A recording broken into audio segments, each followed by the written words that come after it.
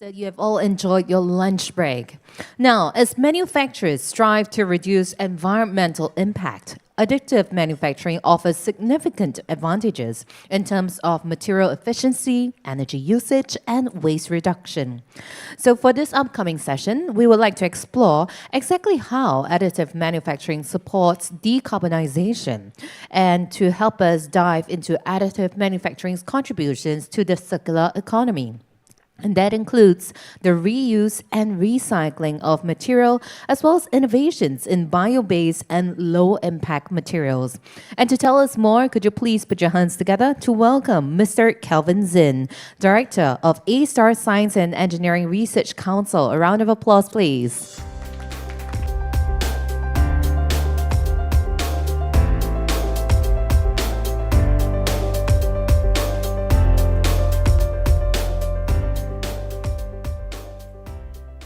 Good afternoon, everyone. Looks like this is the last show for the week and the day, and we have a pretty good show to end off with. And very welcome to this session for the additive manufacturing and sustainability. So as industries around the world work towards reducing the environmental footprint, additive manufacturing is emerging as a powerful enabler of the sustainable innovation. From minimizing material waste and energy consumption to advancing circular economy principles. Additive manufacturing, or AM, is reshaping how we design, produce, and think about the products across the sectors. Today, we'll be hearing from visionary leaders who are applying these methods to solve real-world challenges, from recyclable footwears and sustainable construction to clean water and energy infrastructure. Each presentation will offer a glimpse of how this technology is helping us build cleaner, smarter, and more responsible manufacturing systems. Thank you for joining us. I look forward to an engaging and insightful session ahead. So without further ado, I will invite our first speaker, Leonard, to walk us through how he is dealing with this. Thank you.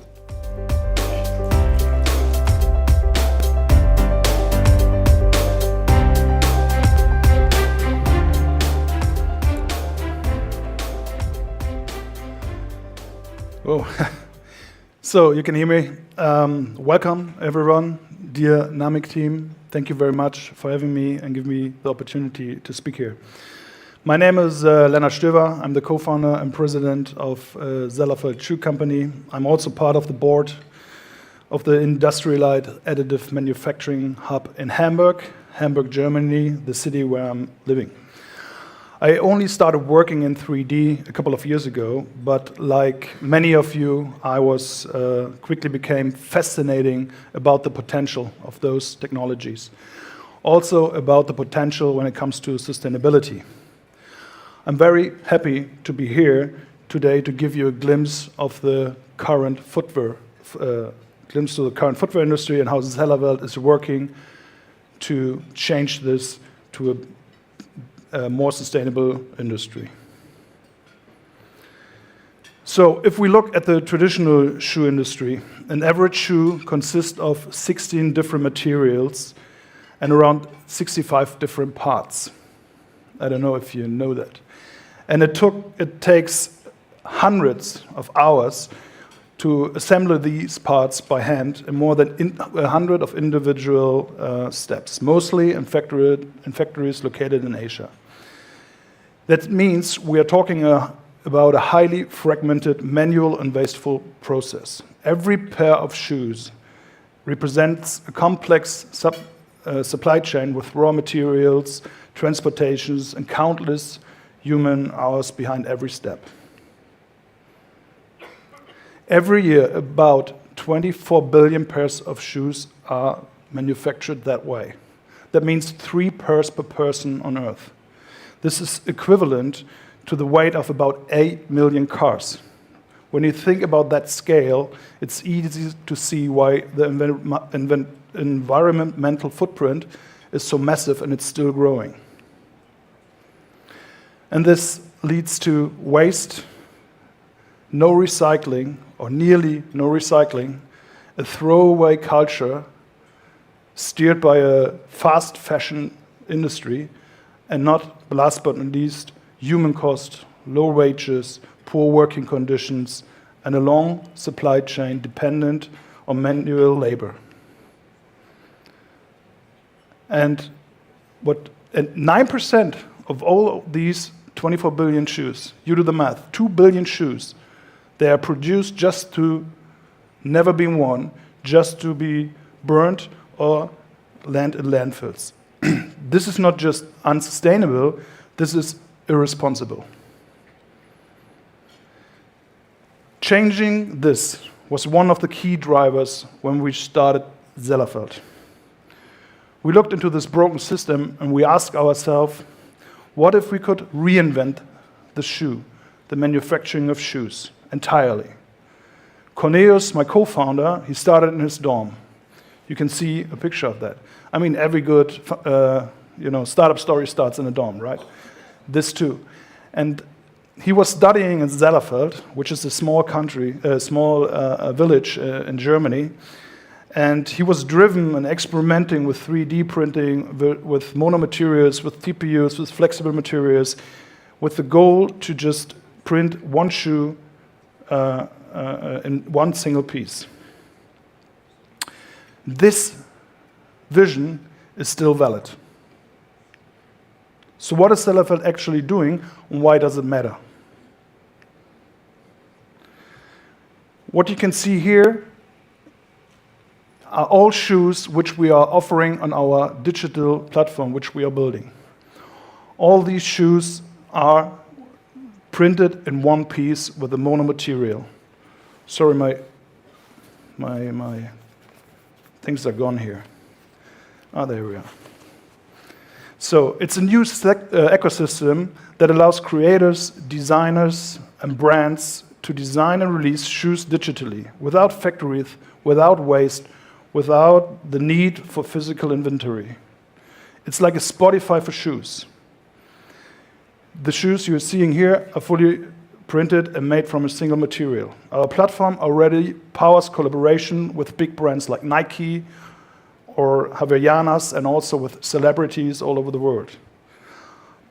It's a three-sided marketplace. There's the customer who comes to the platform, zellerfeld.com, and buys the shoe, which was uploaded by our partners. And then it is produced on one of our printer farms, which are located in a network all over the world.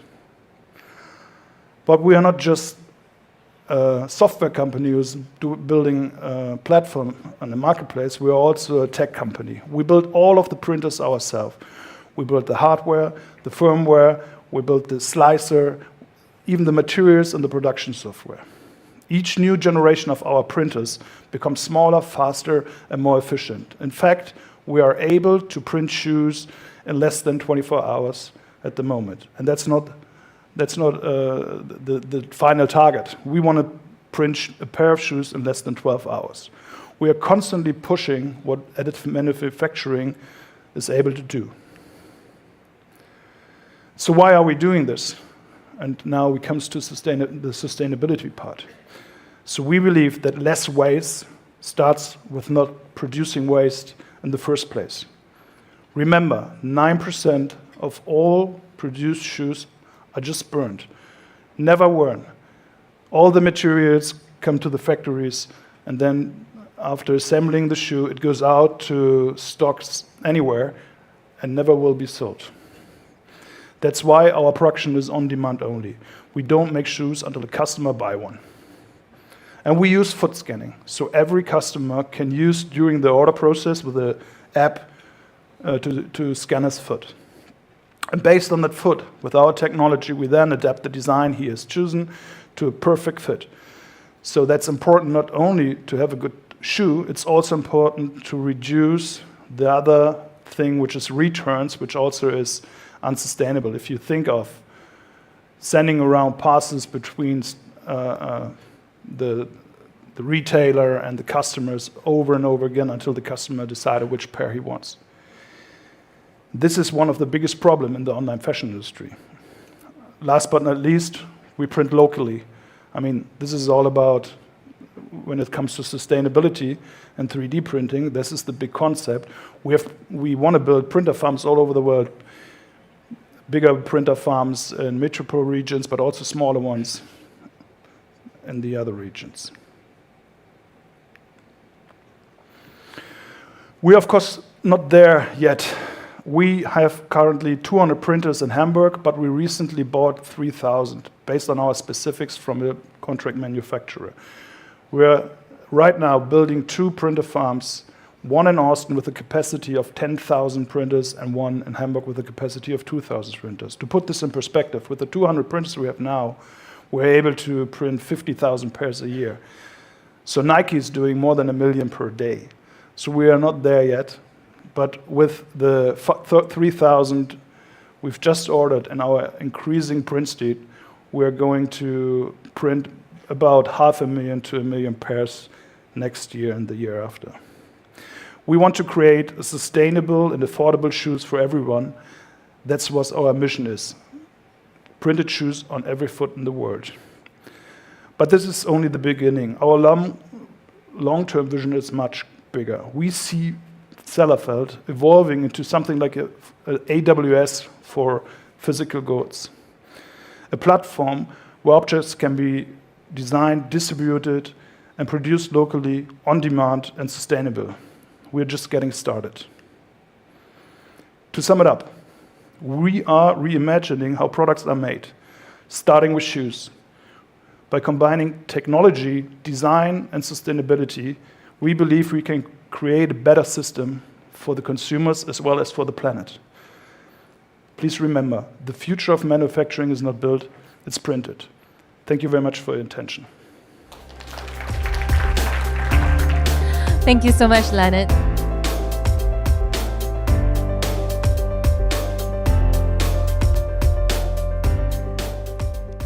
In just a while, everybody, we will be welcoming the co-founder and technical advisor of a deep tech startup aimed at decarbonizing the built environment.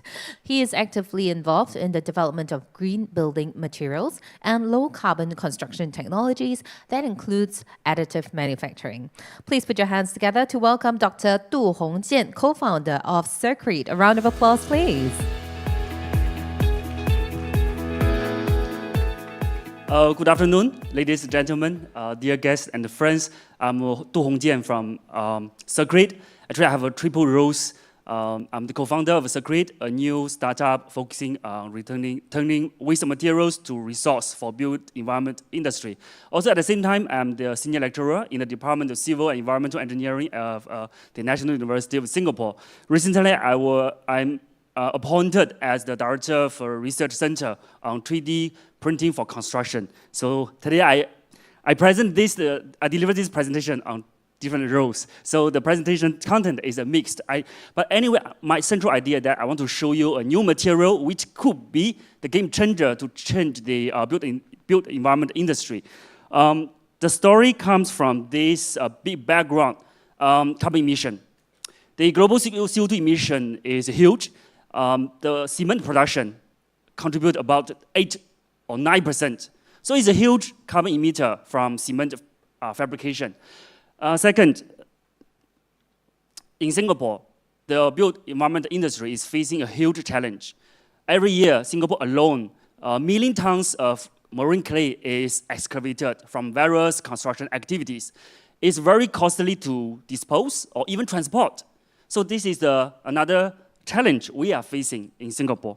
So considering this, back to 5 or 6 years ago, me and my colleagues at Singapore NUS have been thinking how we grab this opportunity to turn waste as a resource. So we invented a technology that can transform the waste materials to valuable resource. Compared with the traditional cement, our technology has benefits. The green cement we produced can be 70% CO2 reduced, and also 3 times more durable compared to with conventional concrete. The secret is quite simple, because we don't involve the raw material limestone in the fabrication. Traditional cement involves the decarbonization, the calcination of limestone. at high temperature. So this process will generate a lot of CO2. So that's the main reasons green cement production is carbon emissive. So compared to this one, our process doesn't involve limestone. We do need some heating, but the heating temperature is only 700 degrees, which is only half of the temperature to produce cement, which is about 1,400 degrees. Our business model is straightforward. We try to recycle those materials. We collect the waste clay from Singapore's earthwork companies, and then we process into green binder. The use of this green cement in construction materials can not only reduce the embodied carbon for the buildings, for the infrastructures, but also can help our clients' Scope 3 carbon emission, ESG reporting by cutting down the Scope 3 carbon emission. Okay, we did some analysis, the landscape with the existing players on the market. In Singapore, the traditional green cement is GGBS. If you are in this industry, you know how good it is. But the challenge for this GGBS is the supply may not be sustainable because the GGBS is produced from steel making factory. Steel industry is also facing transition to more greener production. So the GGBS supply will decline soon. So the challenge will give us opportunity, whether we can use local resource as valuable materials. So the good thing is this material has been allowed to be used by the code. So we follow the Singapore standards EN 197, the specification about cement. So this cement standard has allowed the use of these materials to be used not only for buildings, for infrastructures, for coastal protections, for various applications. So I just show you some our track record. In the past 2 years, we have supplied green cement to different projects. The #1 project is used by HDB and NParks for coastal protection. We supply the green cement to architectural concrete company. They will fabricate the marine tiles to install on the seawall. So this beautifully designed and fabricated marine tiles is actually fabricated from the marine clay. At the second, we supply the materials to LTA's MRT project. So this was done early this year. We supplied the green pavement. The contractor is CCCC. The main developer is LTA. The materials application, the performance is so far very good. The third application is on Singapore's first positive energy logistic hub by DSV. So we engaged the BCA at the beginning. So this is for structural application. The client is soil built. The user of this green concrete is soil built. This was also done by February of this year. Since this is the Additive Manufacturing Summit, I want to show you how we can use these green materials for 3D printing. Early this year, in one HDB video, our PM Lawrence Wong has highlighted any technology, including 3D concrete printing, as long as they are able to help the industry to improve the productivity, they are welcome to adopt it in Singapore. So very encouraged or very inspired by these remarks, we really worked with NAMIC and WOHUB to launch the Singapore's first on-site 3D concrete printing.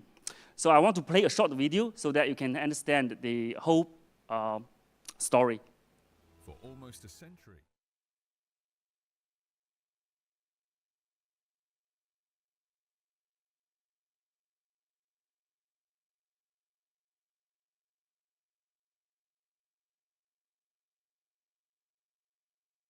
Project delivery, smarter workforce management, and greener solutions. WOHUB's 3D concrete printing delivers exactly that, transforming how we design, build, and deliver. This breakthrough technology turns digital models into reality, layer by layer. It eliminates the requirement for conventional formwork, reduces material consumption, and provides full design flexibility, ranging from standard wall elements to highly complex architectural geometries. A bold initiative led by WOHUB, this partnership unites the best of industry and research. WOHUB brings construction expertise, NUS drives R&D, and NAMIC bridges innovation with real-world application. From the start, BCA has been a vital partner, providing early regulatory guidance and a performance-based approach that encouraged adoption while assuring stakeholders of feasibility. The journey then began sourcing, testing printed samples and trials in China. Back in Singapore, WOHOP and NUS continued to share knowledge and technical expertise while conducting rigorous tests to ensure compliance. The first panel was printed in-house and carefully reviewed by qualified personnel and key stakeholders, ensuring both quality and visual excellence. A clear sign that these are no longer just prototypes, but practical solutions ready for industry implementation. Then came the leap to full-scale on-site printing, a glimpse into a future where productivity and safety go hand in hand. The novel grant project extended 3D concrete printing into structural and load-bearing applications, produced faster, safer, and with less waste. At CDL, innovation and digitalization are key drivers in enhancing value chain collaboration and process efficiency. The use of WOHOP 3D concrete printing solution and novel grant project led to construction time saving and lower material wastage, and is aligned with our decarbonization goal. We see strong potential in applying this technology for future projects to further enhance productivity and sustainability. With 3D printing, construction becomes faster, smarter, more efficient, safer, and sustainable. Together with our partners and stakeholders, we hope to continue refining 3D concrete printing to expand its applications and shape its role in tomorrow's built environment. WOHOP stands at the frontier of innovation, pioneering 3D concrete printing for the future of Singapore and beyond. This is the very simple story of Singapore's first on-site 3D concrete printing for structural use. It's not easy because we have to overcome a lot of barriers, especially how we ensure the design in compliance with the design code. So that's why at the early beginning last year, we engaged BCA on the team. So we have a lot of rounds of discussions and seek their approval. This is the on-site photos of 3D concrete printing. We are very fortunate to work with WOHOP and NAMIC with the support on the project. So this is the photos right on the day of 3D printing. WOHOP, they are very willing to support our research and development project.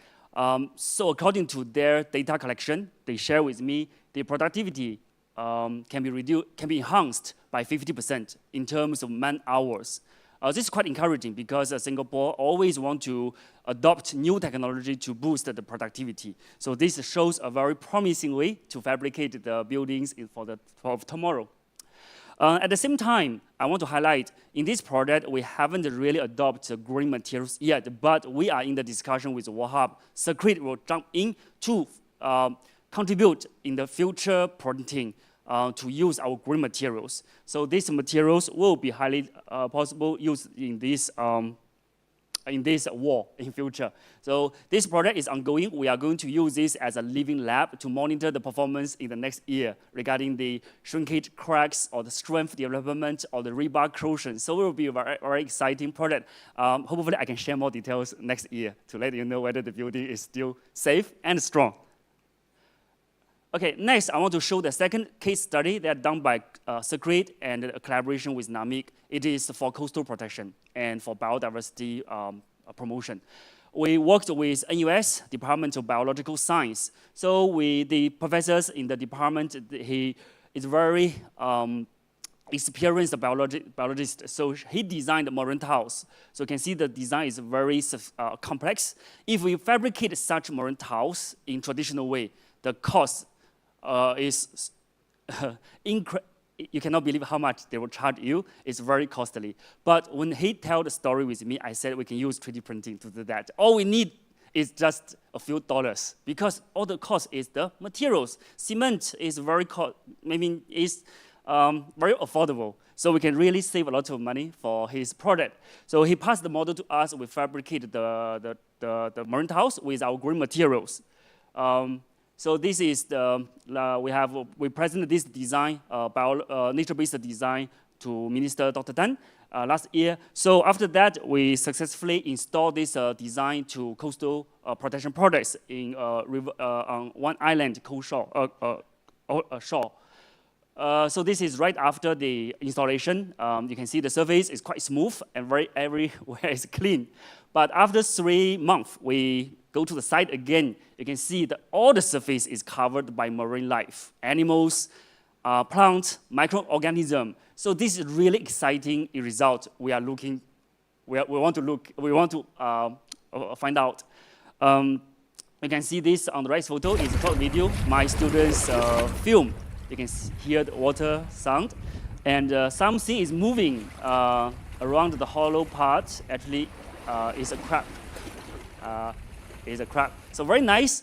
We are still monitoring this marine towel's performance in terms not only the biodiversity promotion, but also the long-term materials durability, because exposed to seawater environment is totally different with the performance on land.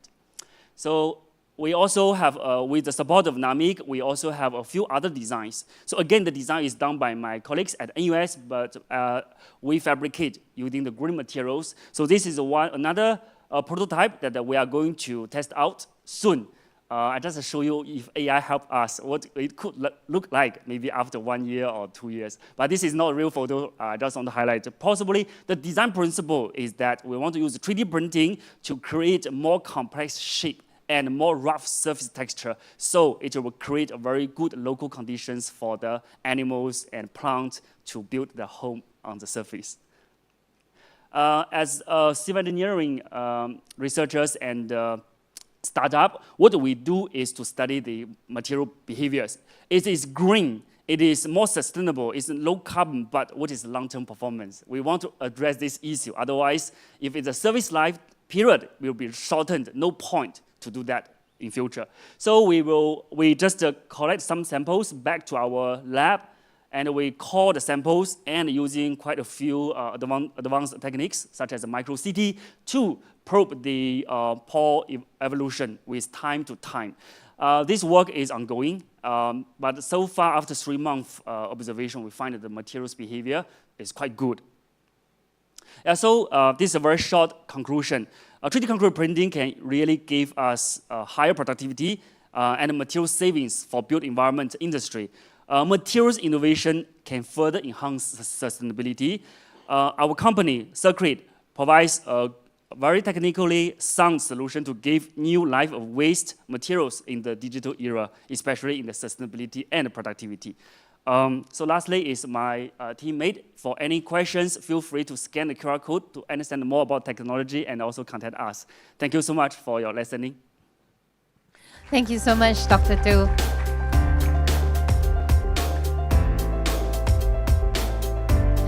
Now, the next speaker, he describes himself as addicted to water. And in fact, he has widespread international experience in the water sector and in a variety of industries for which water is key. So let's hear from the man himself, shall we? And he is Mr. Andrew Walker, Chief Commercial Officer of Evolve. A round of applause, everybody. Thank you. Allow me to take you into the wonderful world of water.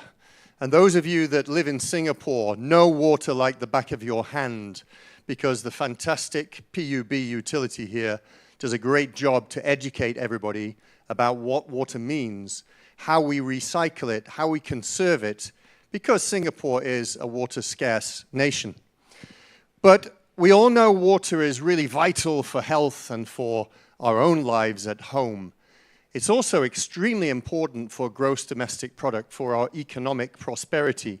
And the World Wildlife Fund shows that water is directly linked to 60% of global GDP.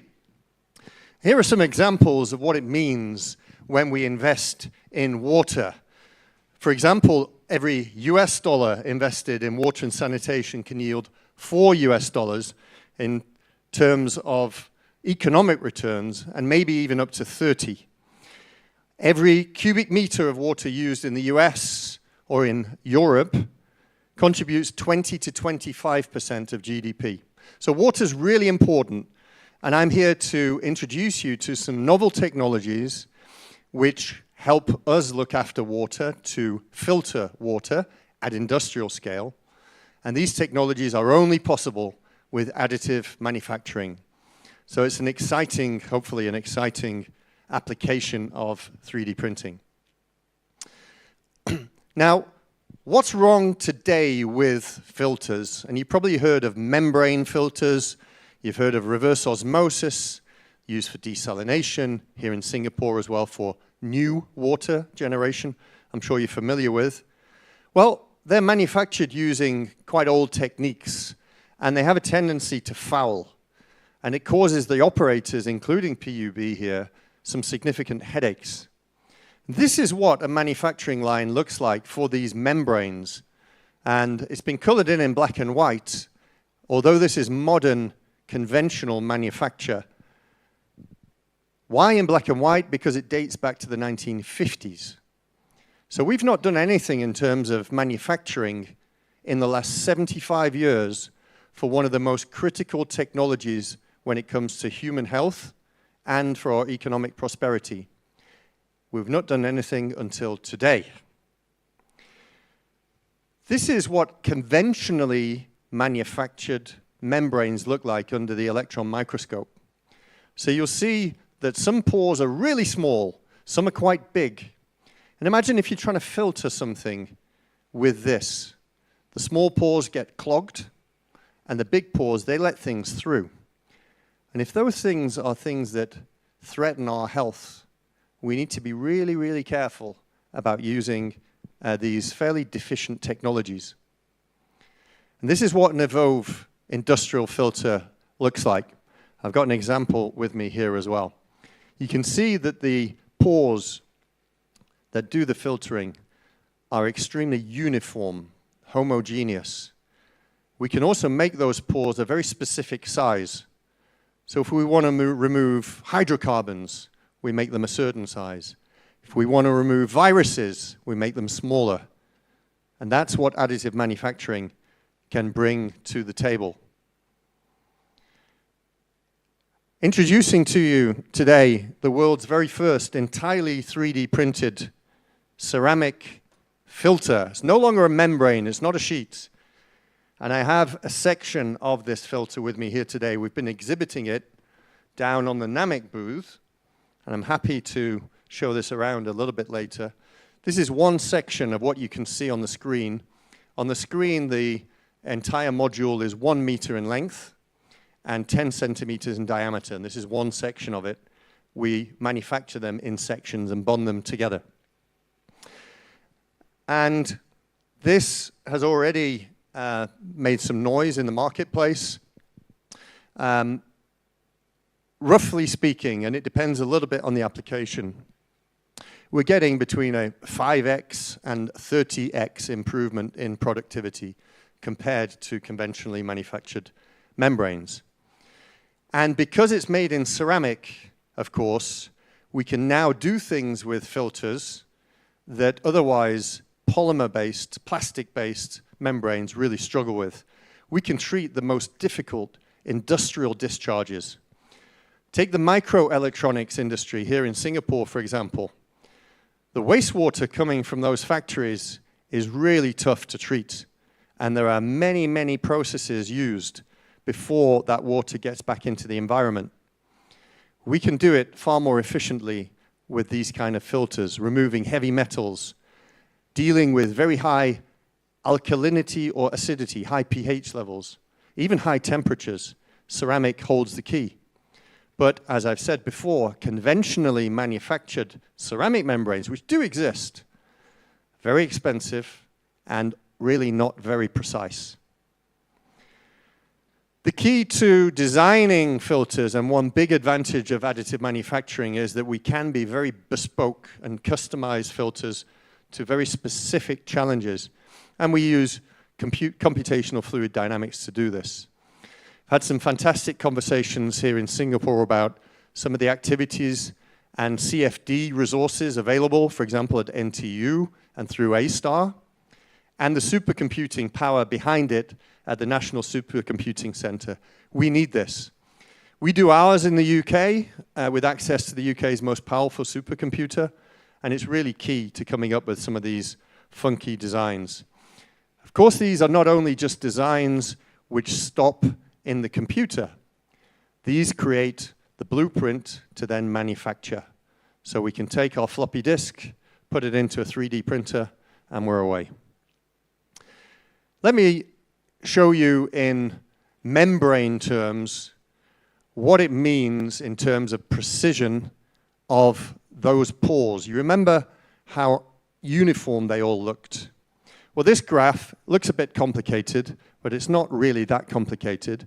The red peak you can see with 0.0757, that is 75 nanometers.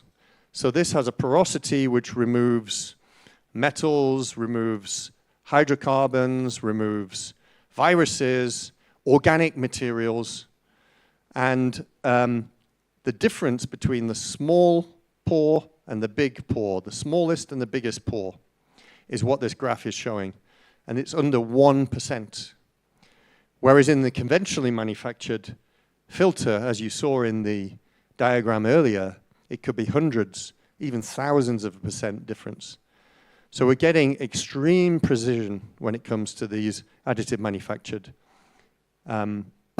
filters. So where are we up to? We're now at TRL level 7 with this. We've proven the technology. We've taken it right through industrialization and are now setting up manufacturing, commercial manufacturing around the world. We have commercial manufacturing in our own facility in Manchester in the UK. We are coming very close within a few months of finishing the commercial production of the filters in Japan. We're not far behind with a partner in Germany. And this week, my personal mission, and I'm glad to say it's been quite successful, is to find partners where we can manufacture in Singapore. And it's looking good. So I hope that we'll be able to be producing this product as soon as next year here in Singapore itself. Where do we use them? Well, our biggest business is in lithium extraction. We extract the lithium from waters, geothermal waters, waters from oil and gas. And that's really important, as you know, for electrical vehicles, stationary storage, and for our personal devices. We use it in desalination, food and beverage applications, separating oils out from water, ultra-water purification, especially for the semiconductor sector. Big business here in Singapore. The recycling of caustic wash, which is used in food and beverage and pharmaceutical applications to sterilize all of the vessels used in those. It's very difficult stuff to treat. It's full of sugars and yeasts, bacteria, and you have to remove it all, etc. In terms of those of you that understand membranes, this is kind of the definition of the porosity of different membranes. We're starting with microfiltration, which is 1,000 nanometers, ultrafiltration at 300 nanometers, ultrafiltration at 100 nanometers, that's what I have with me here. And we've completed those first 3 products, and we can industrialize the printing process as well. In the future, we're working to even tighter porosities, to 5 nanometers and sub 1 nanometer. And when we get to NF, which is nanofiltration, we can then start removing calcium and magnesium and strontium and all of these wonderful divalent ions, those of you that are chemists, from water. That is extremely challenging to do with any filter, and here we have a filter that can do it potentially very efficiently.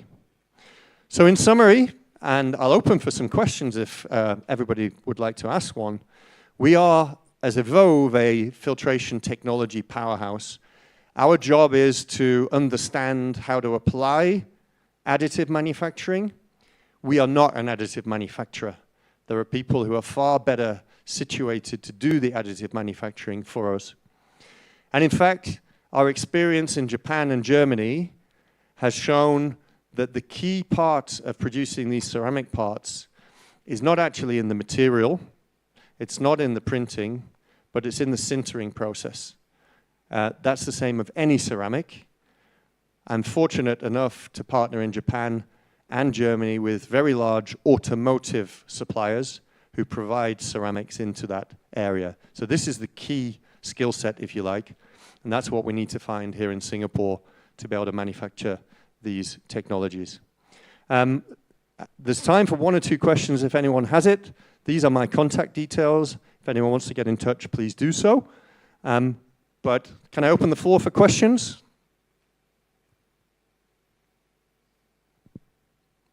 Speechless. We have a question over here. Yeah, so we bond the ceramic. The question is, how do we bond the sections together?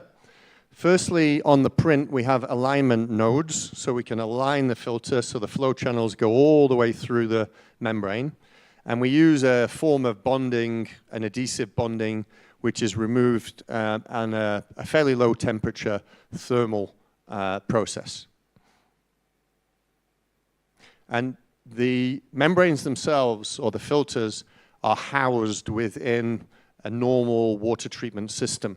So they do have some support structures in place in operation.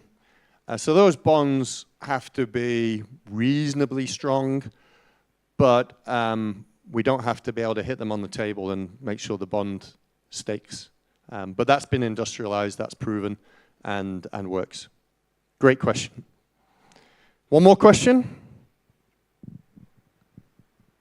I think we're all done. Thank you very much for your attention. Thank you very much, Andrew.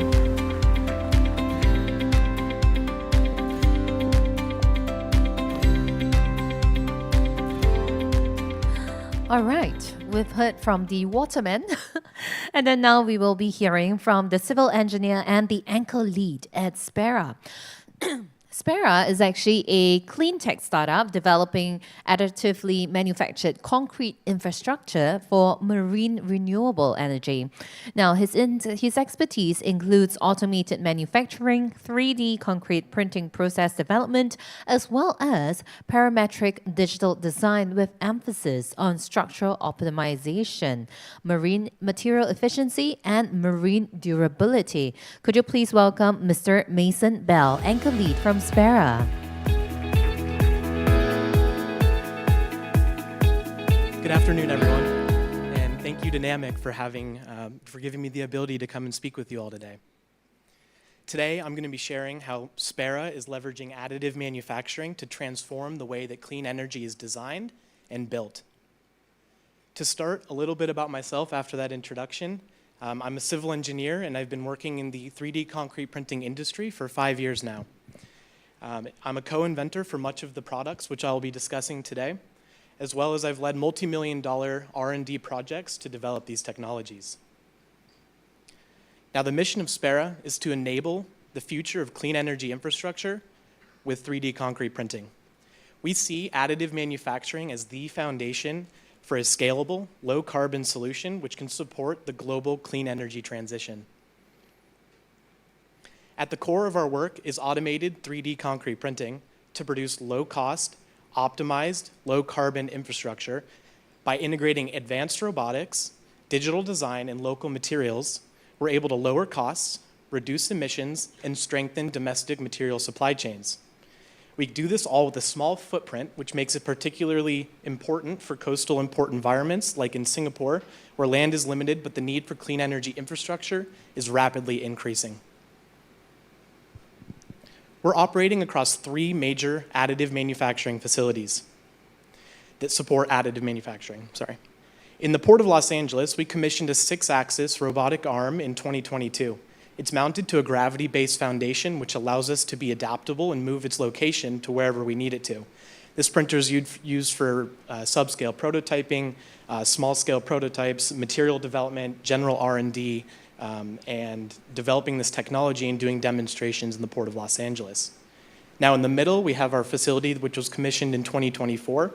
It's a gantry printer, housing a printer which is 12 meters by 12 meters at its base, and modularly installed at heights up to 25 meters, which makes it, to our knowledge, the tallest 3D concrete printer in the world. And then most recently, in Aqaba, Jordan, we commissioned a facility, a 3D concrete printing facility, in just under 6 weeks. Now, this facility contains another 6-axis robotic arm, but it's on a rotating track, which allows it to linearly slide and increase a 7th axis of movement. So here's our current product portfolio that Spera is developing. We apply for multiple research and development grants to bring these technologies from concept through feasibility studies and then subscale prototyping and eventually to commercial feasibility. The same core technology that can print an anchor can also print an energy storage sphere, and it can also manufacture a canal-spanning solar structure. And today I'm going to be highlighting some of our most impressive prints, advanced demonstrations, and how we're bringing some of these products to market today. Every form of floating infrastructure relies on an anchor as its foundation to tie it to the seabed. From offshore renewables like floating solar, wave energy, aquaculture, and offshore wind, there's many applications and needs for anchoring systems in the marine environment. Spera's developed 3 different types of additively manufactured concrete anchors. This includes a gravity anchor, a torpedo anchor, and a suction anchor, which are all manufactured using additive manufacturing. Each digitally optimized for strength, cost, and material efficiency. We're manufacturing these in the ports, which allow us to streamline the manufacturing process for these. The designs are scalable from small floating solar systems at the size of a table to a large bus-size infrastructure, 20 meters in height, 6 meters in diameter. So our gravity anchors are the simplest solution and the product which we are nearest to commercialization with. They rely on their self-weight and friction to resist and uplift and lateral loads. This means that they can be used across a wide range of soil conditions, mooring line angles, and design loads. Each anchor is digitally optimized for site-specific conditions. Now, what we're doing in Portugal, we've installed, or we're going to be installing our first anchor coming up. So this slide here shows the principle of 3D concrete, or the principle of a gravity anchor, and the adaptation which we're able to do with it. And so our pilot project, which is happening in Portugal next week, is the first international demonstration for Spera. There's this floating solar farm in a hydropower reservoir in in the upper part of Portugal, in the Alto Rabago hydropower reservoir. It's designed specifically for companies like ours to install new technologies and test them under real-world conditions. Our 3D concrete printed gravity anchor will be installed here later this month, and the goal is to demonstrate and validate our design equations and to evaluate the performance under real-world conditions. This project represents a major milestone for Spera, as it's not only the first world's 3D printed anchor installed in open waters, but it also is our first path to qualification with major floating solar developers and seeking scalable, low-cost anchoring solutions. The next type of anchoring system that I want to talk about is torpedo anchors. Now, torpedo anchors are a lot simpler. They work by free fall and gaining kinetic energy through the water. And with 3D printing and additive manufacturing, we can add a lot of new design iterations which improve its hydrodynamic terminal velocity. This includes additional fins, hydrodynamic fillet features, and all sorts of other things to increase its free fall, which increases its penetration depth to get to deeper, stronger soils. We've adapted this proven steel anchor type, which has been installed about 2,000 times off the coast of Brazil, and 3D printing allows us to optimize these geometries. And so one way we've begun proving this technology is we've additively manufactured a torpedo anchor, and we dropped it in a pit of saturated soil with the Sandia National Laboratories. And what this allowed us to do is validate the design, and this is about a 2-meter length torpedo anchor, which is scaled for the size of a wave energy conversion device. For 4 different geometries were tested. We can change different angle fins and geometries to see how it's embedding into the soil, so we can back validate our design equations to understand what features lead to deeper embedment through the soil. The third type of anchor is a suction bucket. Now, suction buckets are one of the most typical types of anchors for offshore oil and gas. And you can see in that top right image there, they're huge structures, 6 meters in diameter, 20 meters in height, and made entirely out of steel. Now, if we could make a concrete version of this, we would reduce the overall steel usage by 95%. And so that's exactly what Spera's been doing. We have a California energy project where we are designing and developing a 3D concrete printable suction anchor, which allows us to vary its diameter depending on soil conditions. Now you can see in this top image here it's a video. What we can do is 3D print the outer layer, place it onto a turntable, insert the reinforcement, and then use 3D spraying instead of printing. We'll be spraying concrete to integrate the reinforcement into a full monolithic concrete structure. Now at the bottom, you can see a parallel effort, which we've just sent to the Purdue University in Indiana. And this is a 40% scale prototype. It's 4 meters in height and 2 meters in diameter. And this represents a 40% scale prototype. Now you can see at the bottom of that image, there's a steel pad eye. And that steel pad eye is what actually connects the mooring line into this anchor body. And we're going to be testing the pull-out strength of that into the concrete body there.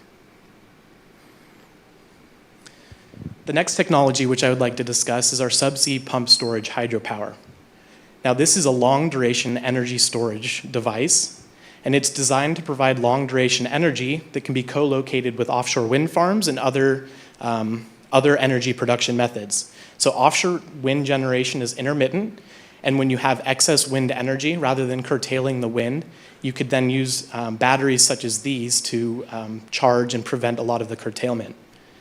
They can store the excess power, and because they're modular and scalable, they can be deployed in clusters on the seabed to create a distributed offshore storage network. SPSH works on the same basic principle as pump storage hydropower, but instead of using elevation, it uses water pressure at depth. During charging, the excess electricity from wind or solar is used to pump the water out of these spheres, creating a pressure differential between the inside and the outside. That stored potential energy can then be released by letting the water flow back into these spheres through a pump-as turbine, just as a hydropower reservoir.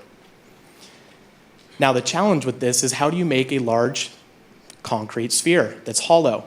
Well, that's where 3D printing can come in and help to reduce the cost of these structures.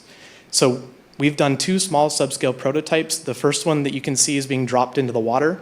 We actually integrated 4 smaller spheres into one integrated structure. So then you're able to quadruple your volume with a single pump unit. The one in the bottom is a 1.5 meter diameter sphere, which we just printed last month. It's about 1/20th scale of full scale. And it has been integrated with a pump-as turbine, and it's going to be leak tested and dropped into the water in a similar method as this other prototype. Now specifically, how did we make this 1.5 meter concrete sphere that's hollow? Well, the first part was looking at how we can assemble these sections and use 3D printing as the formwork. So here you can see the fabrication of it, where we began by 3D printing both the inner and the outer domes in sections using our robotic arm. The central section was printed as one continuous unit, where we integrated reinforcement, much like you saw in the presentation earlier in houses. And for the upper and lower sections, we were able to use sand molds, first by using detractive and subtractive manufacturing to create the sand mold, and then printing over that directly to support the overhangs. Once the inner and outer domes were then printed, we assembled them into a full spherical mold. The reinforcement was placed between these printed shells, forming a rebar cage that would then carry the tensile structural load once the concrete was cast. And you can see that we used a forklift to stack the sections and align them, and this transformed the printed shells and individual components into a completed formwork system ready for casting, at which we then can just pour traditional concrete materials in to create a monolithic structure.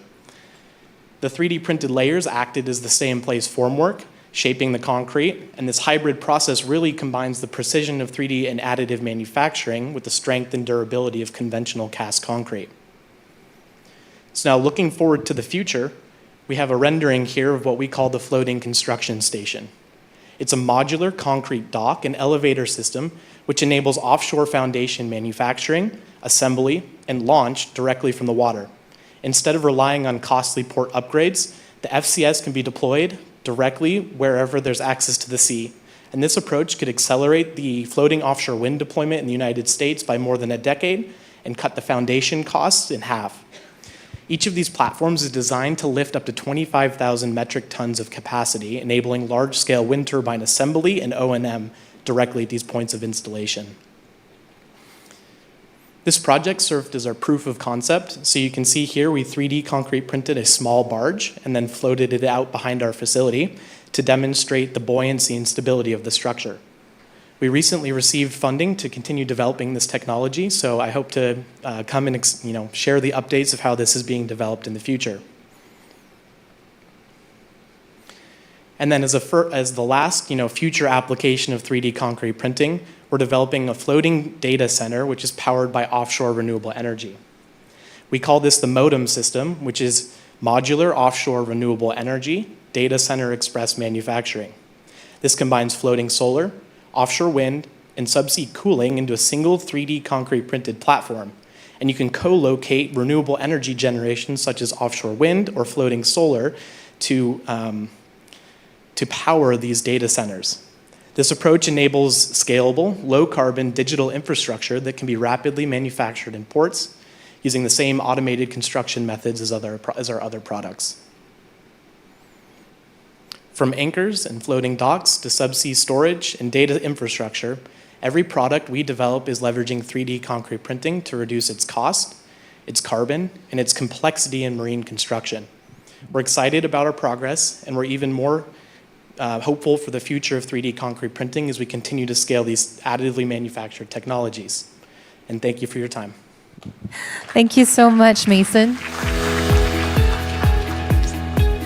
So with that, everybody, we will be proceeding on to the final panel discussion for this our conference. So for this session, will be tackling the topic of can additive manufacturing truly deliver on the promise of sustainable industry? Our moderator is none other than Mr. Kelvin Zinn, Director of A-Star Science and Engineering Research Council.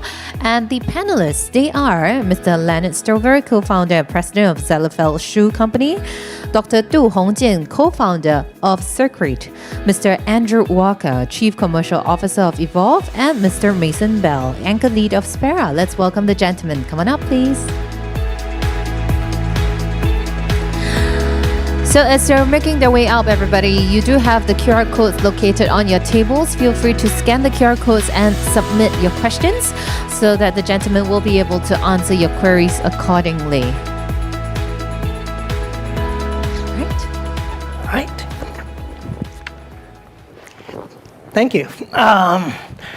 Thanks, everyone, and welcome to the panel session. And for those of you who are just joining us, we just had a series of inspirational talks on how EM has been working. And personally, for me, I was one of the founding team for the NAMIC, and that was 10 years ago.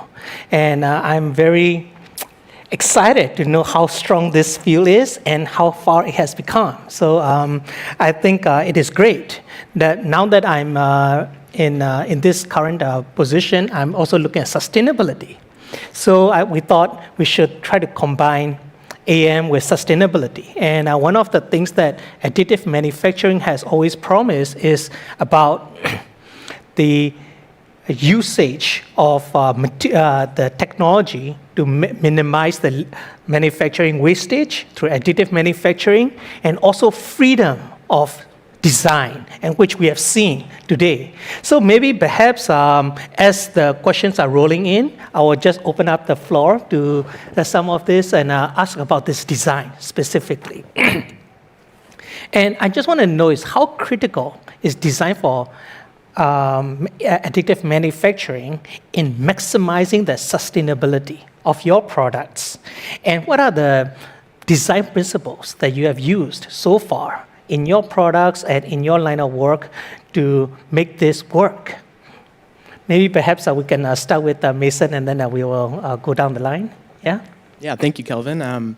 Design for additive manufacturing in Spera's context is the design of these structures. And how do we adapt them from their steel variants to match the same performance, but using local, domestically sourced concrete materials instead? And so design for additive manufacturing in our context is looking at where is the best use case for additive manufacturing to help us create complex formwork to then cast these concrete structures. And so we're looking at where can we optimize and reduce material where it doesn't need to be in the structure to overall, increase its sustainability and reduce its material use. So in context of our gravity anchors, for example, those can be, solid concrete blocks, but they don't have to be solid concrete blocks. We can 3D concrete print an outer shell, which then contains a ballast material, replacing, 80% of the concrete that you would usually use in a concrete block. And so that's just one example of how additive manufacturing can be combined with design to reduce and improve sustainability. Great. Yeah, for like maybe 2 points from my side. Firstly, Kelvin, we need to go back to ceramic additive manufacturing from just after when you helped co-found NAMIC, probably because the whole world of AM has moved towards density, especially with ceramics, density in large parts. And in our product, we actually want porosity in small parts. So we literally dug out the handbooks from 8-10 years ago to see what the state of the art was in ceramics, found there was a big gap in terms of IP, which was great for us, so we built a big business around it. But we went back to some of the techniques there in terms of the manufacturing design. Now, in terms of sustainability, rather than focusing on, if you like, scope 1, which is how is it manufactured, scope 2, how can we use this kind of technology that is only possible with additive manufacturing for societal good? And water, as I said, is at the heart of that. So we're able to help the transition into the new energy economy, if you like, make us less dependent on fossil fuels. And water is right at the heart of that. You want to make green hydrogen? You need a lot of water. It's got to be ultra pure. Yeah. How are you going to get that into green hydrogen? You want to have data centers? You got to cool them. It's got to be pure water to do so. Semiconductor manufacture, ultra pure water, etc. And so these kind of technologies need to be designed using CFD engineering. Very intricate, a lot of modeling behind it. I'm not supposed to call it digital twins, but I do. My engineers go mad. But anyway, it's really essentially digital twins to help understand what the customer needs, what the filtration challenge is, and then translate that into microstructures, not quite nanostructures yet, but microstructures through AM. And that's a real fascinating scene and one which we're looking forward to exploring more in Singapore. Thank you. Thank you for my background. I'm from industry of built environment, buildings. The regulation is very conservative. Safety is always a priority for the authority. So how to address the challenge in the safety is the thing we need to consider if we want to bring new technologies. Especially for my point, I think two process needs design optimization. One is on the materials, same as the Mason's sharing. How to make a 3D concrete printing materials more sustainable is really challenging. I think Mason also proposed a very good idea using recycled materials, using the local available resources. Compared with traditional concrete, where we see everywhere, the 3D concrete printing, traditional 3D concrete printing is quite carbon intensive. It could be more and more carbon intensive than normal concrete. So that's why a lot of challenges. So we have to try to find what is the key elements that contribute to the CO2 emission. So cement is number one in the concrete mix. So that's why Circuit have a role to play. We try to use this green cement to replace as much as possible in the mix. But at the same time, we have to ensure the safety, the strength, the durability must in compliance with the design code. So the BCA has a very stringent requirement if you want to make any new application in Singapore. The second is the structural design. So structural design plays a very important role. Let's say we work with architects. If the architects don't know what 3D printing can do, they don't know how to optimize the structures. Even though we want to do something for them, it's not possible. Currently, for most of the precast, if you go to the precast shipyard, most of the buildings, the members is 2D. It's element like a wall or slab. There's no much freedom for architects to play the role. So I think if we want to, for the future adoption, we have to work together with the architects and the QP in Singapore is the number one important person in the project. The QP must adopt and endorse the design for 3D concrete printing. Yeah, that's my 2 cents. Yeah, so for Sellafield, I think there are 2 answers to this question. First of all, and that's I mentioned in my presentation, okay, one of the key reasons why we did this or started this was the potential for sustainability, but it was also the design freedom AM brings for our creators, right? So if you look at your shoes, if you look at every shoes, they are looking like, you know, the same hundreds of years. And with AM, and if you look at our portfolio on our website, you will see very, you know, let's say, designs not everybody would wear, but people love them and buy them. And so I think the more designs with, in shorter time you can deliver, the less waste you have, because people will, you know, buy what is there, and there's a wider variety of things, and this is only possible with AM. And the other thing is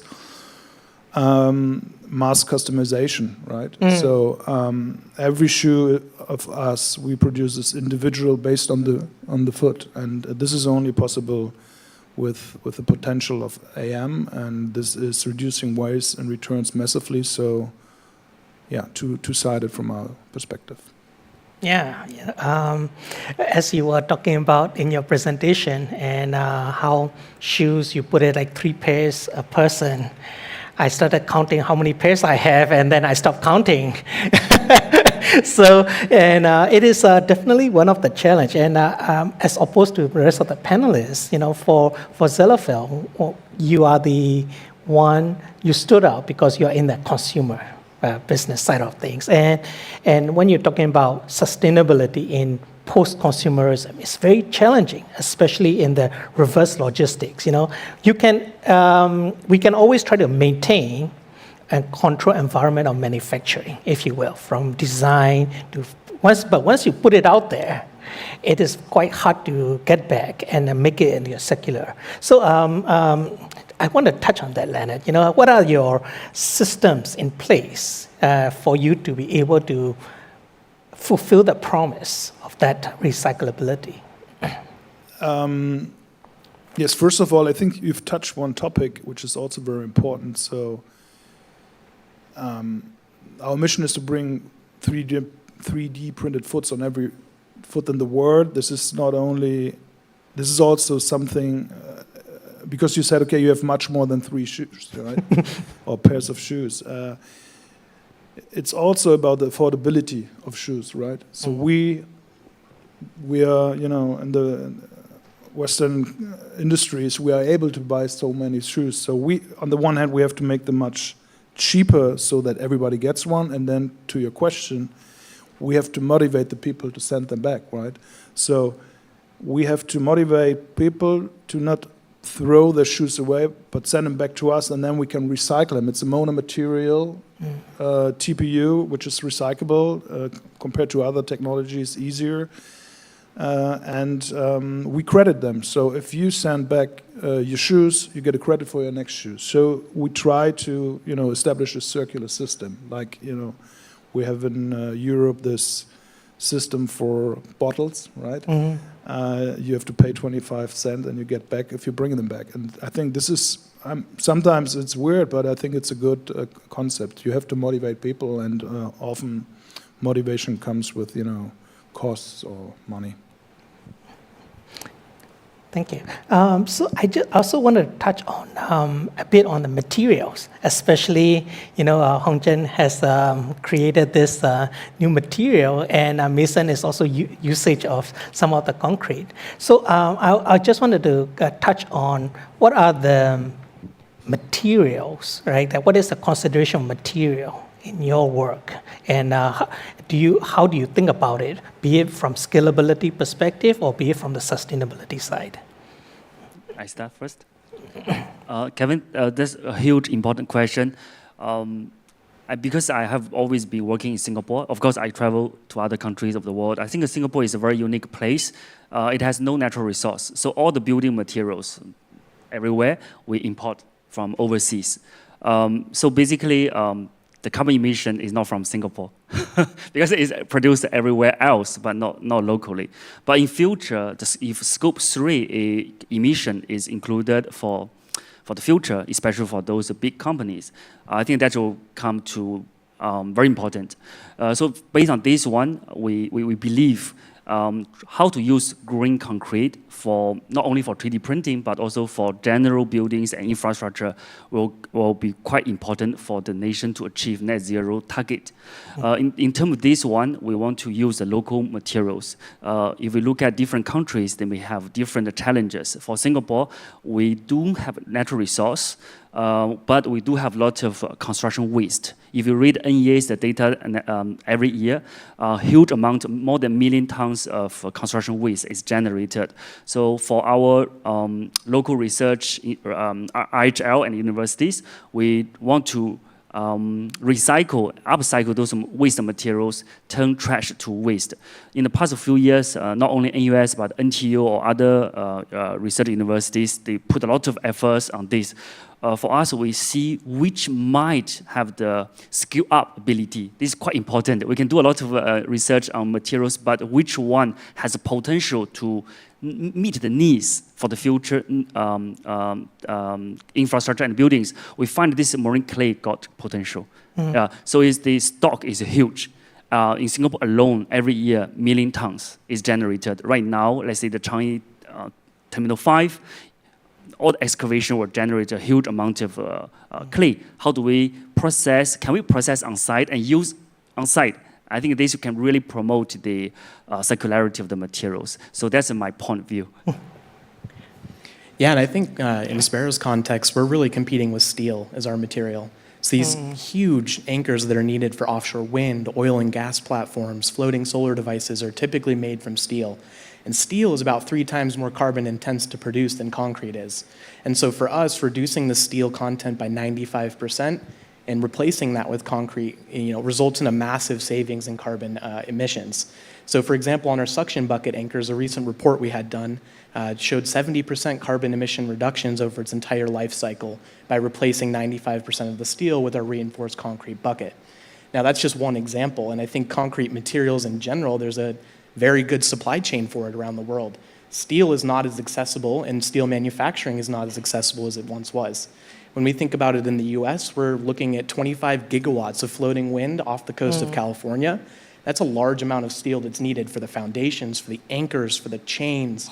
So using locally sourced domestic concrete materials is going to be inherently an advantage in not having to transport these objects made in China or South Korea all the way across the ocean to the United States. So when you think about it in that context, we're replacing steel with concrete. We're still, even though you're right, the 3D concrete printed material has a higher cementitious content, we're still replacing that, mostly the steel content there.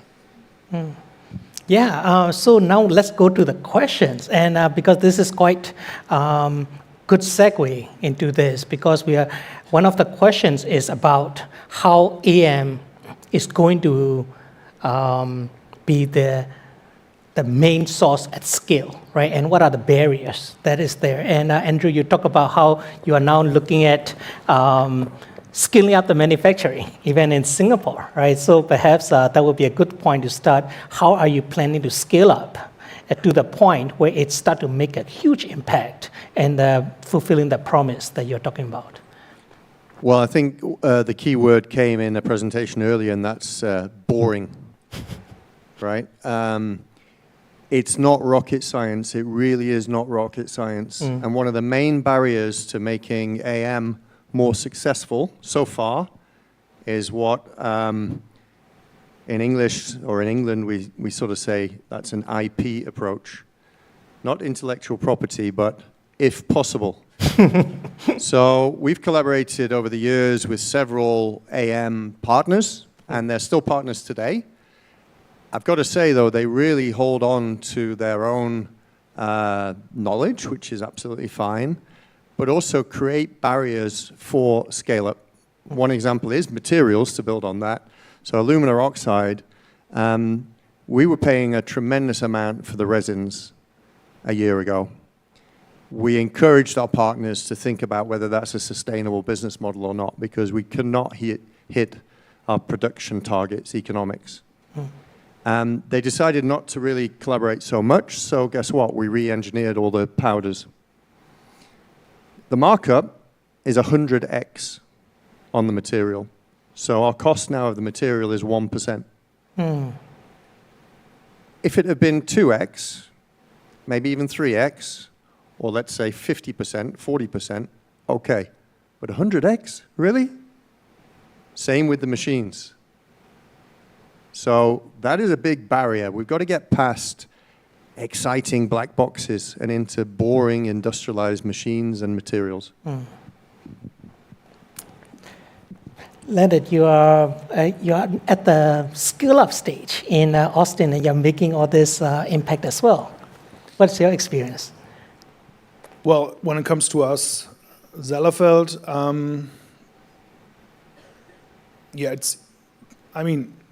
you see a lot of 3D printed shoes anywhere, and it's probably not that complicated to print one shoe, right? But it's pretty complicated to print a million pairs of shoes. It's not only to increase the number of printers, you need the financials. It's also in terms of processes and so on. And I think, there's no example in the world who did this. So we have to more or less reinvent everything. And I think, are we fast enough? Do we have enough backup from our investors? And last but not least, and I think somebody said that, we need customers, right? Your product has to be compatible. So that means price-wise, it has to be affordable. You can buy a Nike shoe for $50. So why should you buy a Zellerfeld shoe for $200? And I think in the end, the product has to be better to a certain extent, also for consumers, and price-wise, it must be comparable. And then you can scale it up, because without customers, nothing can scale from my perspective. That's right. Since while we have you on the mic, one of the questions, I believe it is meant for you, and it is about in economics, there's something called waterfall pricing, right? So once you reach a certain level, it can go to the point where the demand picks up just because of the affordability. And would that then contribute to the waste? And what do you say to that? Well, in a perfect Zellerfeld world, every outworn shoe will be sent back and we recycle it.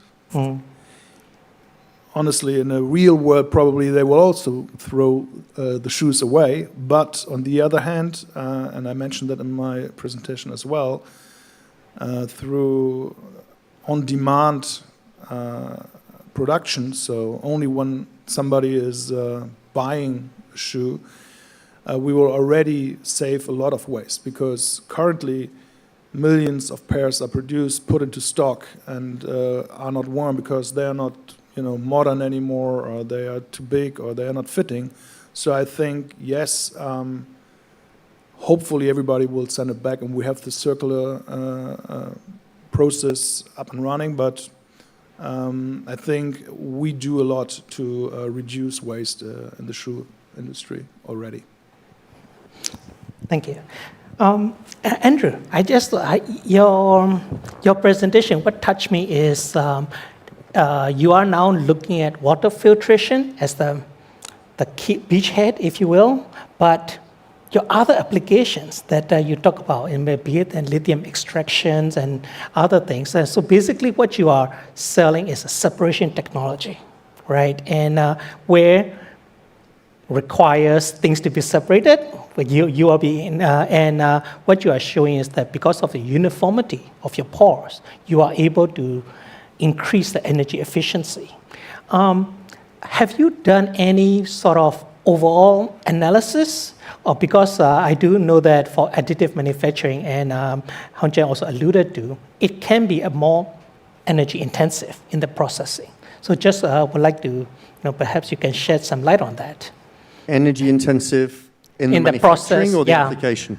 In the because application you do save some energy, but how does that balance it off with the overall when you factor in the production? I think if we're talking about sustainability, energy is one factor, but conventional membranes are manufactured using a tremendous amount of chemicals. So if we're looking at overall sustainability, you need to look at the chemical footprint, and essentially we're substituting chemical footprint for energy footprint. So then we need to look at where the energy comes from. Right. The good thing about energy is it's a fungible resource, so one unit of energy is quite easy to compare to another. And we are getting better and better. You just mentioned 43 gigawatts, 23 gigawatts, 25 gigawatts off the shore of California of wind power. The London Array, which is now 10 years old, I think, is 2.4 gigawatts off the coast of London to the east. That's right. Yeah, so there's a lot of renewable power available. Some countries in Europe now have a surplus when there's enough wind, enough solar. And if we can store that, use that responsibly, energy becomes less of a factor. It's not a factor. And in Europe right now, energy is a real critical issue, isn't it? A lot of it being fossil fuel based and imported from our friends in the east of Europe, which is particularly difficult at the moment. So if we can solve the energy challenge, you know, we can solve the sustainability challenge when it comes to AM, in my view. Yeah, I think many of the questions that you are seeing that are coming in, it is addressing that kind of like concern, right? That we know EM has potential, but how do we convince people? Can we convince people that it is indeed a greener alternative to the future, and how it can go there, right? So I think that how would you try to respond to these critics, you know, who would say like, hey, is there proof? Is there evidence of such like an AM bringing the benefit? How would you answer to that? Well, I mean, I have no concrete answer, but I have maybe an example. Yeah, I mean, electrical cars, they are, I don't know, 30 years old or even older, but it needed Tesla and one application, which is convincing enough to increase the percentage of electrical cars. So I think, you know, who of you have something 3D printed in your closet or anywhere, right? So I think we need a power application, we need something which shows, we need a killer application, and in our sense it's shoes, to convince people to use this technology. I mean, there are so many there's so many products which are much greener than others, and most of us don't buy them because they're more expensive or harder to get or whatever. So I think yes, AM has a lot of potential, but it needs us to bring applications in the market which are convincing enough so that consumers buy them, and then it comes naturally to have greener products. And I think it's a technology game more than, or it's also a marketing game, I wanted to say, than just a technology discussion. Yeah. I think the good news is that for the general public, I think AM is intuitively more sustainable. You kind of think, okay, at least I'm saving large transportation costs, and I'm probably avoiding waste of some kind, as you showed very remarkably. But then on top of that, we've got a lot of statistics from the panel today showing, you know, I learned as well, concrete being responsible for 8% and because of limestone, right, and the way it's done. And I'm sure that your materials, you can show exactly how much less CO2 emissions there are. So we have hard facts to back it up as well. But I think intuitively, people respect additive manufacturing and understand that local production, one size or one lot size, you know, personalized mass customization, as you said, is intuitively better. And if we can then do that with green materials, then that's a real winner. And the social costs, which you talked on as well about, you know, I don't want to say child labor, but certainly people really probably being abused, at least from an arrogant Western perspective, in the production process. And AM can overcome the social issues, because sustainability is about society, not only the environment and economics. It's got to be the social sustainability as well. That's right. Thank you. Kevin, Yeah, right? go ahead, please. My experience is complex, it's mixed. Sometimes it's quite easy to convince people, especially you see the tiles I printed. If you're using traditional way, it's very hard. It's not almost impossible. So that's the contractor charge the user a lot of money. By using 3D concrete printing, I think it is very easy. Of course, there are some barriers we need to overcome, but not so difficult. So when I try to say this is the cost I can offer, this is the price I can offer, so it's an easy deal. So we can, I think he was convinced. But when we come to the building industry, it's another story. Because of buildings, they prefer to standardized. If you talk to HDB, you will see most of the flat is standardized. They try to make it more standard as possible. So in that case, we don't have the design freedom. So if the formwork is very standard, they can reuse as many times as possible. In that case, the cost is very low. There's no point to use 3D concrete printing. So when we talk to those developers or contractors, the first product in their minds are those very high, and the land properties or very multiple stories houses. Maybe the shape is not standard, it's curved wall. So that's why in the Singapore first 3D printed house, actually it's not a flat, it's the curved. So if you compare with using normal concrete, is 3D printing offer the benefits. I think masons, all those sophisticated shapes, not easy to make by formwork. So I'm curious, those are very interesting case studies that you show in your presentation. And one of the, of course, obvious things that, and having had conversation with BCA myself, convincing the authorities, that your new material is structurally sound, and also it is not just about the performance in instance, but it's about the long term, of that. How did you manage to convince your customers and the regulators? Can you perhaps you can share with us your journey? Yeah, that's one of the harder challenges is convincing people that what you're making is actually what you say it is. And so for us, it's been research and development, research and development, and research and development. And what that means for us is structural testing, material development, and doing the groundwork to prove to regulators that what we're saying in our claims are actually true. And so what this means for us is we work with organizations like the American Bureau of Shipping, ABS, DNV, UL, all these certification bodies which give you a stamp of approval, a third party to say, yes, these engineering claims are true. The anchor that they're saying can hold 10 tons, it can hold 10 tons. So in our context, it's working with those agencies and doing the legwork and the research and development to prove that our designs do hold up to what we're actually saying. In Singapore's context, we have quite a few barriers. We have to convince the BCA, the Building and Construction Authority, so that they are fully aware of these new materials, what this new material can do and cannot do. Secondly, we need to convince the most important person, they call QP. In Singapore, if a building collapses, all the responsibility will go to the QP. So we have to convince the QP this material is good. So normally this will be multiple rounds of discussion and experiments verification. So the QP will raise many questions to address his concerns. So generally we will start from small trial, maybe just one panel, to monitor the performance, ensure the performance is in compliance with the QP's expectation. So then we try to encourage more and more wider applications.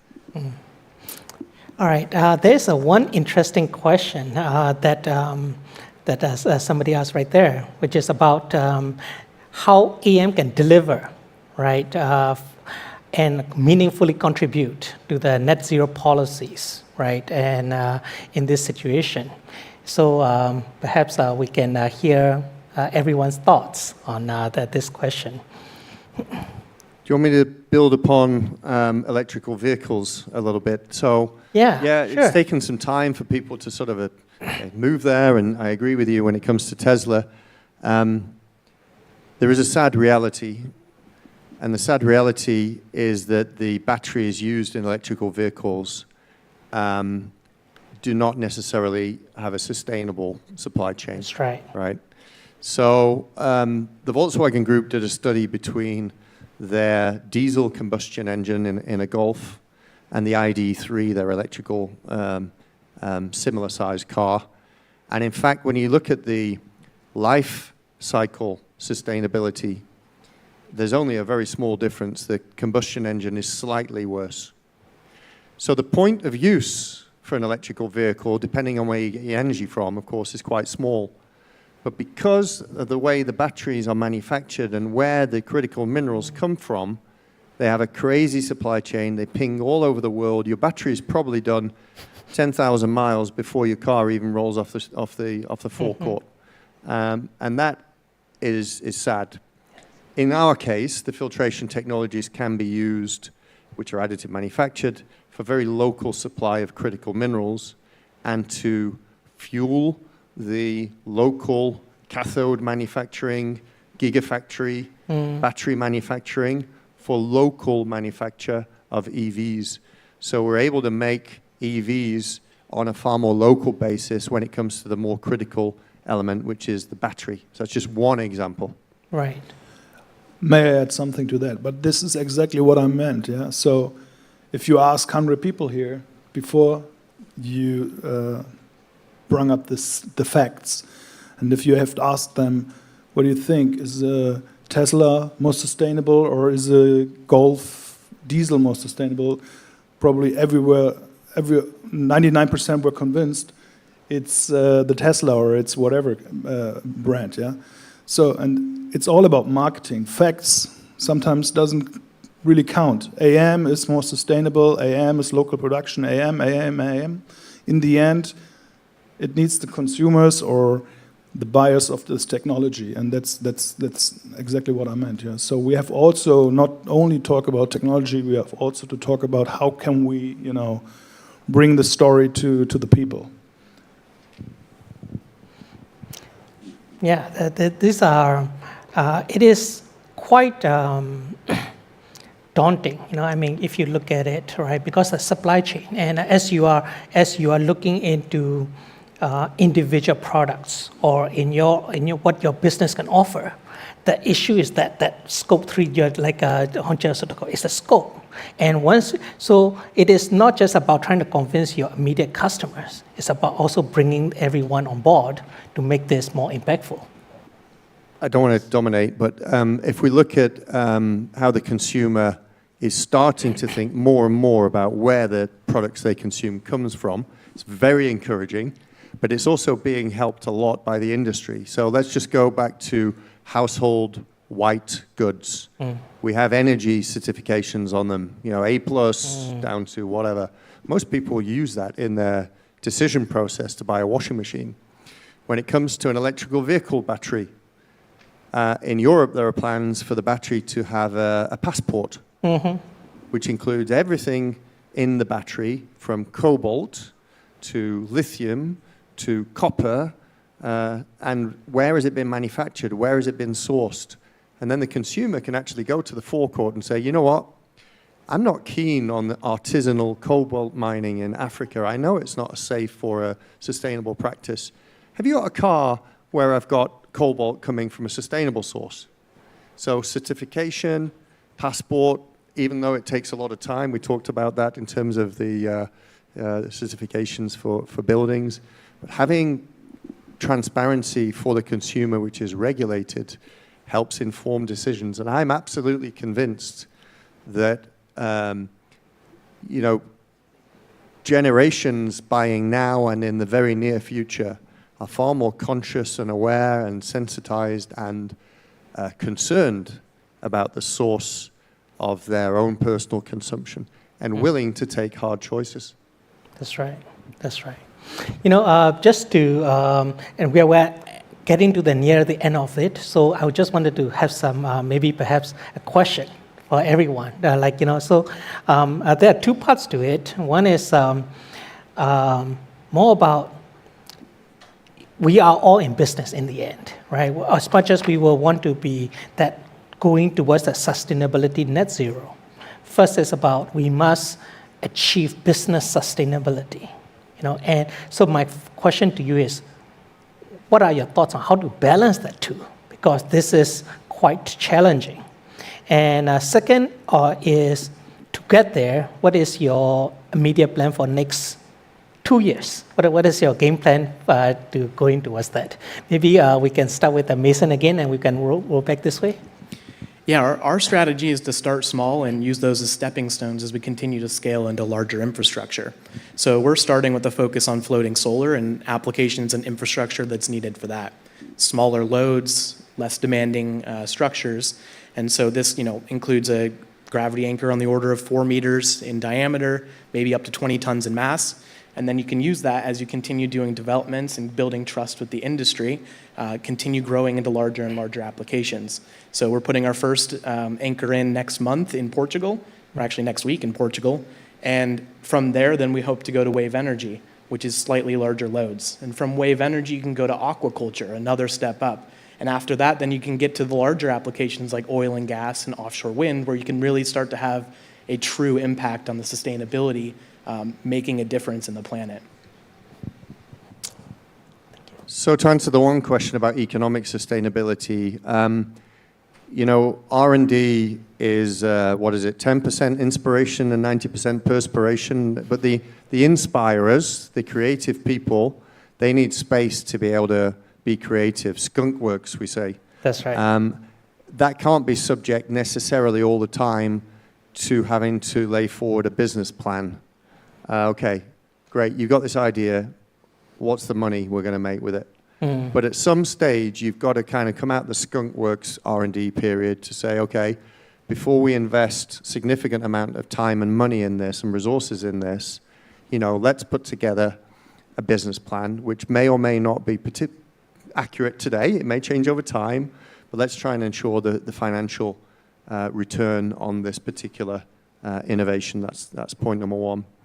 How we're going to scale things up in 2 years, I mentioned our manufacturing, but we've set ourselves a stretch goal to have 50,000 of these units installed by 2030, so not quite the next 2 years, but that would mean probably at least 5,000 in the next 2 years from 5 manufacturing centers, and in the next 2 years we'll have 3, Japan, Germany, and Singapore, maybe? And then we'll move to somewhere in the Gulf, either Saudi Arabia or the UAE. And last, hopefully, some of the madness will be over by then, we'll move to the USA. Okay. Right.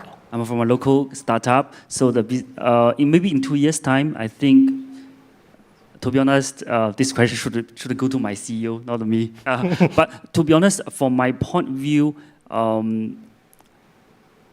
the production of cement is quite interesting. If you can produce green cement in large scale, the price can be very low. But the production in Singapore, even though it's from waste, we don't spend any money on the raw materials, but process itself consume a lot of energy. Energy in Singapore is quite costly. So whether it's wise to set up a plant in Singapore or actually set up a plant in Malaysia or Indonesia is a question for us. So we're trying to, I think maybe in the next 2 years, we're trying to work closely with the authorities and the users to really get a strong track record. These green materials works. Then we will make the next phase plan, the plant setup location in Malaysia or Singapore or anywhere else. I think that's something we need to do. But just another thing, 3D concrete printing at the beginning was not our company's scope.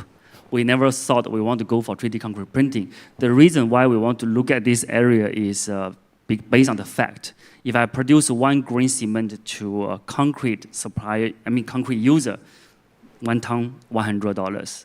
If I sell this green cement to a 3D concrete supplier, maybe the price can be 5 times higher or even 10 times higher. So I think that is very naturally we want to sell more to 3D concrete printing user. That is the business sustainability right there, right? Yes. You want to go for that, yeah. Yeah, so our next milestone is just pretty easy. We want to produce 1 million pairs of shoes. We are currently at 50,000 per year.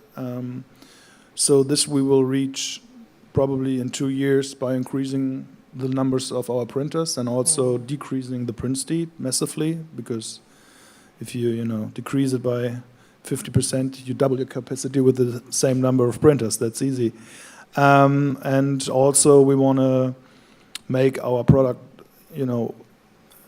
more comparable to the traditional shoes. For example, currently it's just one color. It's black, it's white, whatever. And we want to introduce 2 colors in the coming next weeks, and then multicolor in maybe a year. And we also want to go from filament to pellets in 2 years. That's our plan to increase and also lower the price to make it affordable to more people. Yeah, these are very exciting plans, and the thing about especially for sustainability is when the whole world, the climate change is involved, the 2 things is speed and scale. And, you need both to achieve the timelines and the kind of the scale of daunting challenge that we have.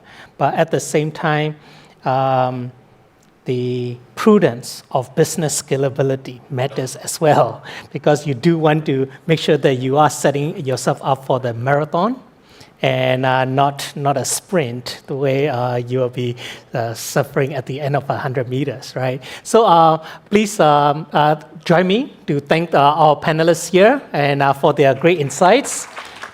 And thanks for joining us today. And I think I'll hand over to our MC here. Thank you very much, gentlemen. Could we invite you to the front for a group photograph, please?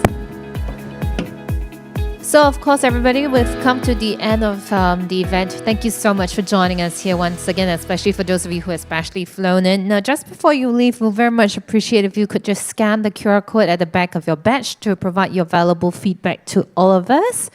And with that, here's wishing everybody a fantastic weekend ahead. Thank you very much, everybody. See you next time.